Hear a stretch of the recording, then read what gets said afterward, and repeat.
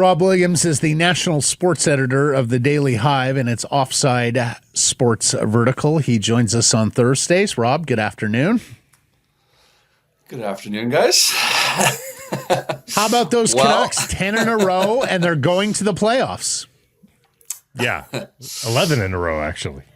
Yeah, good news for folks in the Fraser Valley. That's unbelievable. I mean, I guess I'd be totally fine if we just talk about the Abby Canucks on this episode, guys. But the Canucks, the Vancouver Canucks, of course, have never won the Stanley Cup. Do you know that their AHL affiliate has never won the Calder Cup? They've that's kind of tracks. Yeah, you know what I mean. Like you think you'd stumble into an AHL championship. They've been there a couple times. Yeah, Utica got there once, as I recall. Yeah. Anyways, let's get to the big club, and I got to say, Rob sends us a few topics every week that he wants to hit on, and I was stopped in my tracks with this bullet point. Where do the Canucks go from here? I actually don't think it's as bad as it feels. Reason for optimism. Rob, pray tell. I am all ears. A province is all ears. And this Rob. is kind of against your brand, by the way. Yeah. You've been sort of, I don't say negative, but you've been worried a little bit, and now not so much? Well, I wouldn't go that far. I just don't think, I think it feels really bad right now, right? It feels like they are hopeless going forward. And what on earth are they going to do this summer? And they do need a big summer. The management needs to. I mean, I think you see every year with teams, a team that has a good summer of trades and free agency can turn their team around. Look to the Washington Capitals. You know, the best example of that this season. Look to the Canucks a year ago when they seemed to make all the right tweaks around the fringes. So they do need to make some moves. I'm not saying they stand pat or anything like that, but I do wonder, can Thatcher Demko return? That's not the guy we saw last night. That's not Thatcher Demko. No. The goals that were going in on him looking small in the net, that's not Thatcher Demko. So can he return to be the guy that we I think all think he can be? Can Elias Pettersson return to some semblance of the guy that I think he can be? I think likely the answer is yes. And will they be as cursed with injury trouble all season next year as they were this year? You know, hopefully not. So I think if you get a few more of those things breaking your way, it's not as bleak as it looks and feels right now, because it absolutely looks and feels so bleak and so hopeless, I think, for fans. Who do you think the fans want to cheer on besides Quinn Hughes right now? Who, and I guess besides Patterson, because Patterson is sitting there ready to be embraced by the fan base, but they need some feedback from him, obviously.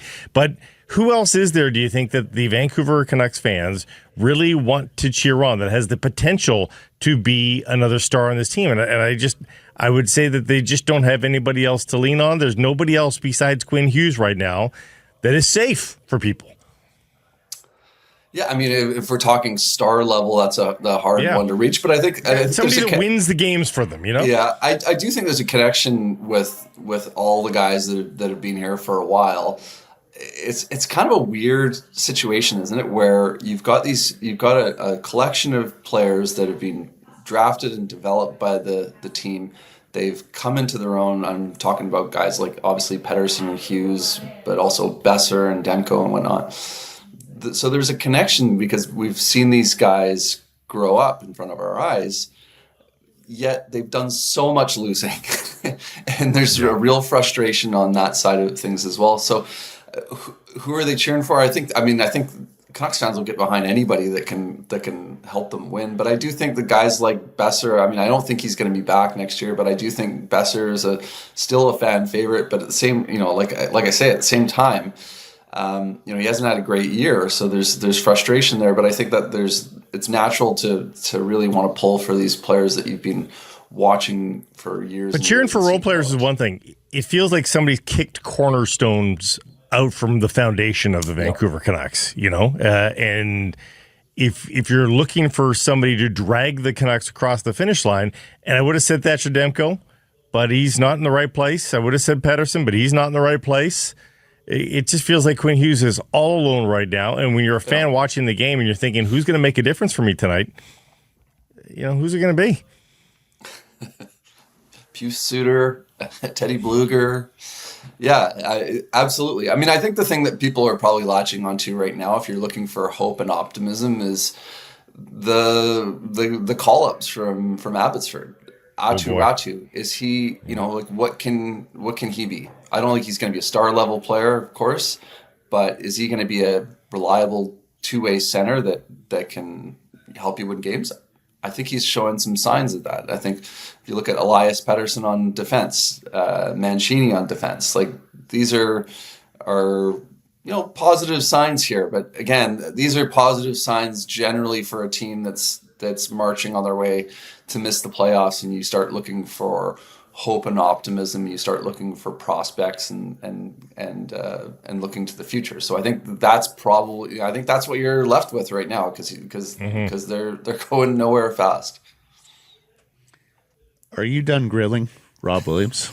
Grilling. We started so positive there, and then I know, and then and just ended up going nowhere you fast. On our heat lamps. Did you watch the game last night? Yeah. I read the should have won-o-meter or deserved to win-o-meter had them at like 80-some% according to Noah Strang. Guys, Daily Hive correspondent. Their home record this year is just unbelievable. I mean, like they are third last in the league in home wins this year. 30th out of 32 teams. Like look no further to that. If they were just bad and not dreadful, like they're in a playoff chase right now. Like it's unbelievable. I talked to a guy in my hockey team last night that had season tickets, and he's like, "Yeah, I'm not renewing." And he's like, I took my daughter to her first game. They didn't even score a goal. Like and there's been a lot of nights like that this season. So I really wonder, this season has been made so much worse by the fact that they've reserved so much of the losing for home ice. 15 of the 36 games they've won. And they're also third from the bottom in home goals behind not entertaining, not Minnesota winning. And Chicago. Okay, big picture. And you'll only have to pay 20% more to watch all that next year, by the way. Our Surrey Mitsubishi Polka. Although, as Rob's first answer, Petey's likely to rebound. They probably won't be as injured at key positions. They probably won't be as bad at home next year. I mean, it would be hard to be this bad at home for a second consecutive year with the talent that they do have. It's not like they're San Jose or Chicago talent level. Rob, the Surrey Mitsubishi poll question today: does one of Elias Pettersson or Rick Tocchet have to go? And what did you make of the way the coach characterized Pettersson's injury situation this week? I mean, I guess they know, right? I mean, I don't think talking about things that, should be better next year. Like Pettersson can't be feuding with somebody else on the team, can he? You'd hope that this is something that they can get past, and this is something where Pettersson just needs to play better. Now, can he play better under this coach? I guess is a question we need to ask. I think yes. I think that we've seen Patterson thrive. It's not like we haven't seen Patterson play well under this coach. It's just been a while, right? So I do think that this is a coach that can get the best out of Patterson. I am still a Rick Tocchet believer. I know there's some haters out there now. I think he's a good coach. So yeah, I do wonder when you when you so hear you think Tocchet, they can both come back? I think so, but when you hear Tocchet speak, it does sort of feel like, geez, okay, he's obviously frustrated, like as is everyone, about the way Pettersson's playing. I do think that a summer off for everyone to kind of cool down, get some rest, get a good summer of training in. Pettersson needs that more than anyone right now. I think that that'll heal quite a bit, and and for Tocchet, it's like he needs a mental reset at this point. I mean, I think he must feel like he's taking crazy pills with the way the team's playing for him this year. They have that road trip where I think they showed a ton of heart and character, and geez, they'd like to win that game in Columbus, and imagine if they'd had done that, how we'd view that road trip, and come back and just lay an egg against Seattle of all teams. I mean, it's been a frustrating one for everyone, and Tocchet probably is at the top of the list. Do you think Tocchet's hesitancy to sign a contract extension means he'd prefer to be elsewhere, or at least wants to explore the market? Good question. I wonder if I don't know if he felt slighted. I mean, I look back at it. I wrote a story in January of 2024, like last year, saying like Tocchet's due for a big raise this summer. Like I was expecting the extension to come, last summer, not for this to kind of trickle into this year. So it's a bit of a weird one for me. The same time, like Tocchet seems to have a really good relationship with this management group. As he said the other day, they go way back. It's a hard one it's hard for me to get into Tocchet's head here. I mean, I think would you be tempted to go somewhere else, to a team that maybe has a chance to win a Stanley Cup in quicker order? I would imagine so.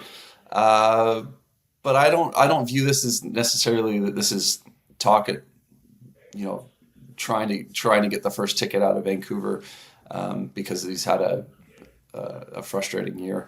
I think we talked about the Flyers before. The Flyers thing doesn't make a ton of sense to me, other than the fact that obviously there's an obvious connection with him in Philadelphia, but that team is not a team I don't think he'd be enjoying being behind the bench of right now, either. So I know it's like I say, hard to get into his head, but I don't think it's a necessary thing where connecting A and B. Yeah. Lastly for me, Rob, but voting is open for the Canucks Team Awards. We know how you feel about Unsung Hero and Tyler Myers. You think most exciting player is an interesting one? See, I think it's interesting in a lot of years because I think the fans get these awards wrong a lot, because these are fan voted awards. Last season, like Quinn Hughes has never won team MVP. Even last year when he wins the Norris Trophy, first Canucks defenseman ever to win the Norris Trophy. We've been waiting forever for a player to win the Norris Trophy in Canucks colors, and they gave MVP to JT Miller, which Miller, of course, had a great year, but like, come on, you got to give it to the Norris guy in the Norris year, don't you?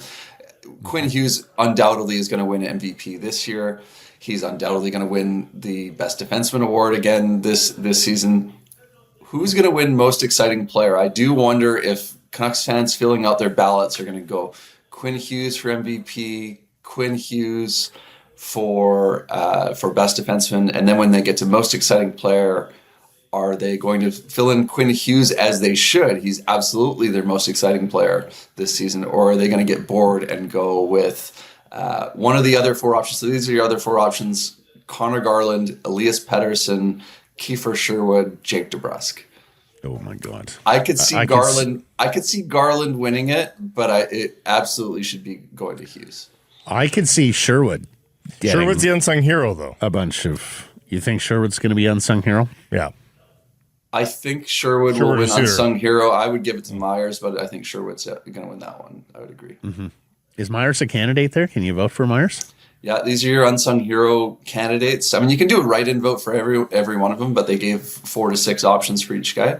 Kiefer Sherwood, Pius Suter, Teddy Bluger, Tyler Myers, Kevin Lankinen, and Derek Forbert. You know what is the problem with this team? There are way too many candidates for unsung hero because they're all not enough, third and fourth line and players. Not enough MVP. Yes. One clear MVP candidate, a bunch of that was a really nice season for that role player. Last year we had multiple MVP. Not really, but it actually there was a debate. As it turned out, we did. Yes, unsung heroes. And then if you're really, really bad, you don't even have candidates for Unsung Hero. You're ours, Rob. Thank you for this. We'll catch up next Thursday. Thanks, guys.